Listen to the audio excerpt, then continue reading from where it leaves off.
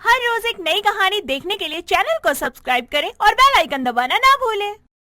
भारती और नंदनी एक छोटे से गांव में रहते थे। दोनों माँ बेटी अपने घर को चलाने के लिए लोगों के खेतों में काम करके पैसे जमा करके अपना घर चलाते थे। उनके घर के हालात इतने बुरे थे कि अपने शौक तो दूर की बात है, वो अपनी आम जरूरतें भी मुश्किल से पूरी कर पा रहे थे।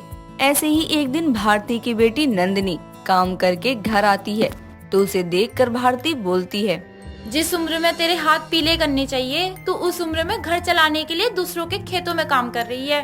मैं तो इतनी बुरी माँ हूँ कि तेरा एक ही शौक था कि तू भी अच्छे से कपड़े पहनकर घूमने जाया करे, वो तक पूरा नहीं कर पाई मैं। माँ, आप खुद को क्यों कोस रही हो? और किसने बोला कि मैं घूमने नहीं जाती? मैं तो रोज खेतों की सैर के लिए जाती हूँ। मुझे पता है हम गरीब हैं, इसलिए आप खुद को परेशान मत किया करो ये सब सोचकर।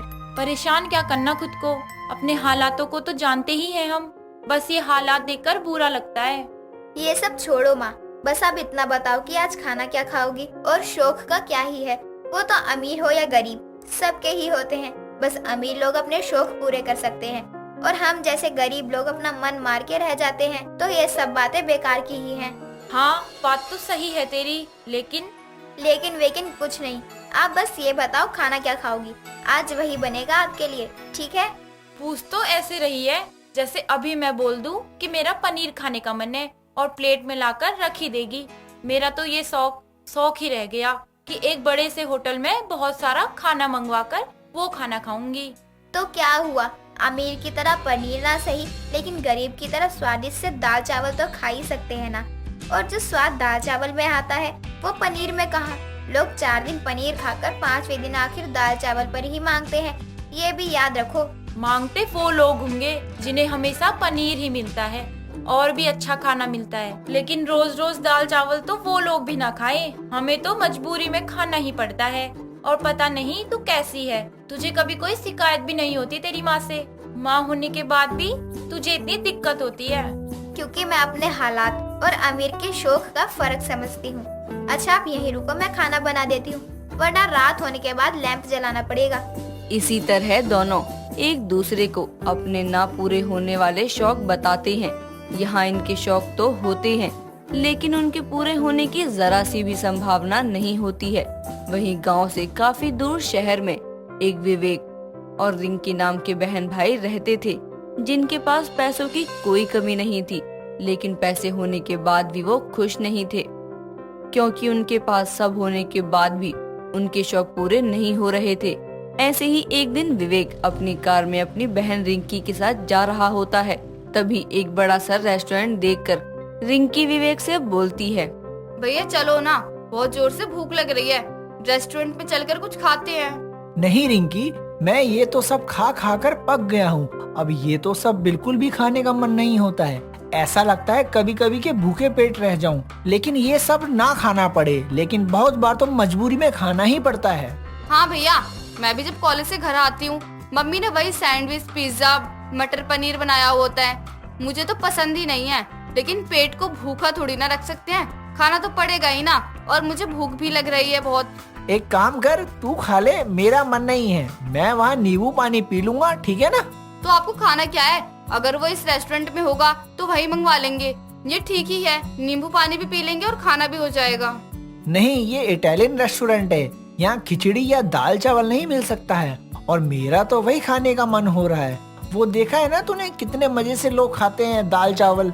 आज तक तो मैंने बस वो फोन में ही देखा है, कभी हमारे घर तो बना ही नहीं, लेकिन देखने में तो बहुत अच्छा लगता है। चलो वहीं चलते हैं जहाँ ये सब मिलता होगा। वो तो ठीक है, लेकिन हम दाल चावल खाएंगे तो मम्मी पापा को अच्छा नहीं लगेगा, क्योंकि उनका मानना है हम अमीर लोग हैं और ये सब खाना हमारे स्टैंडर्ड को मैच नहीं करता है। खाने में कैसा स्टैंडर्ड? खाना तो खाना होता है ना। ये बात मम्मी पापा को कौन समझाए? उनके हिसाब से हमारी बात पूरी गलत है, इसलिए सोचना भी मत। दोनों अपना शौक मार कर उस रेस्टोरेंट में चले जाते हैं। तो अब तक आपको पता चल ही गया होगा कि शौक अमीर हो या गरीब, दोनों के ही होते हैं। किसी के पास सब होते हुए भी वो अपने शौक पूरे नहीं कर पा रहा है, तो किसी के पास कुछ नहीं है, इसीलिए उसके शौक पूरे नहीं हो पा रहे हैं।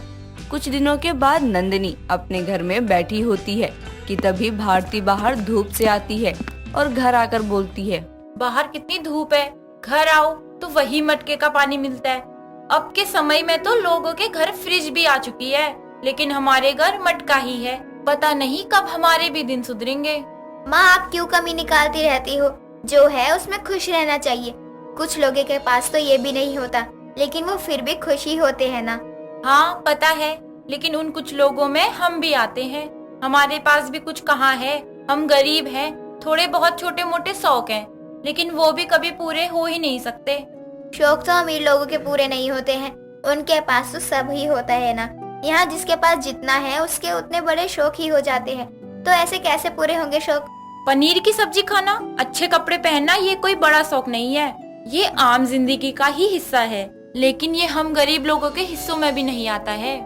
अच्छा ये बताओ, आज इतनी देर कैसे हो गई आने में? काम तो जल्दी खत्म हो जाता है ना, फिर कैसे इतनी देर हो गई? देर तो होनी ही थी ना, पैदल आती हूँ और धूप इतनी है कि चलना भी मुश्किल हो जाता है, इसलिए धूप से बचने के लिए मैं रास्ते में बार बार रुक जा रही थी, तभी देर हो गई आने में। अच्छा कोई नहीं, आप बैठो, मैं खाना लेकर आती हूँ। नंदिनी दोनों के लिए खाना लगा देती है, लेकिन जैसे ही दोनों खाने लगते हैं कि तभी उनके दरवाजे पर विवेक और रिंकी आते हैं, जो बाहर घूमने के लिए निकले होते हैं, लेकिन घूमते घूमते शहर से बाहर आ जाते हैं और रास्ता भटक जाते हैं। अपने दरवाजे पर दस्तक होने पर भारती और नंदिनी दोनों उठकर वहां आती हैं, जिस पर विवेक भारती से बोलता है, एक्सक्यूज मी, हम रास्ता भटक गए हैं। हमने कॉल करके पापा को बता दिया है, हम कुछ देर यहाँ रह सकते हैं क्या? वो क्या है ना, यहाँ बाकी सबके घरों का दरवाजा बंद है, आपका खुला था तो इसलिए यहाँ आ गए।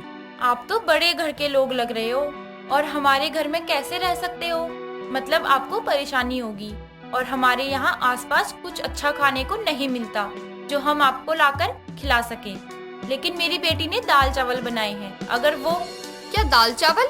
ये तो मैं इतने समय से खाना चाहती थी। आपको पता है, शौक था मुझे भी कि मैं दाल चावल खाऊं, लेकिन आज तक कभी नहीं खाया। बुरा मत मानना, लेकिन मैं ऐसी ही हूँ। नहीं नहीं कोई बात नहीं, आप बिल्कुल खा सकती हो, आओ बैठो। सॉरी, लेकिन हमारी वजह से आपको परेशानी हो रही है। आपने अपने दोनों के लिए ही बनाया होगा ना, और अगर हम खा लेंगे तो आप क्या खाओगी?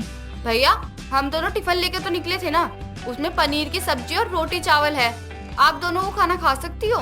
देखा माँ, शौक सबके अलग है।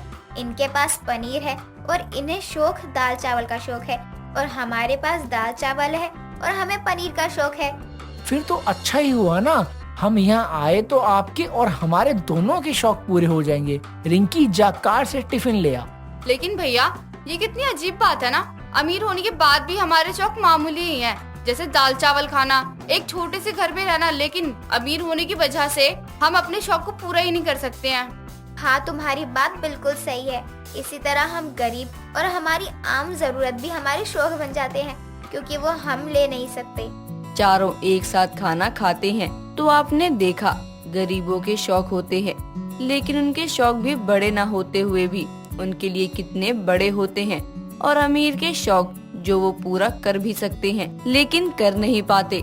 यहाँ तो दोनों के शौक पूरे हो जाते हैं, लेकिन हर जगह नहीं होते हैं। तो आप हमें अपने शौक जरूर बताएं कि आपको किस चीज का शौक है, हमें कमेंट करके बताएं। दोस्तों, अगर आपको ये कहानी पसंद आई तो इसे लाइक करें, शेयर करें और कमेंट करके बताएं कि कहानी में आपको सबसे अच्छा क्या लगा।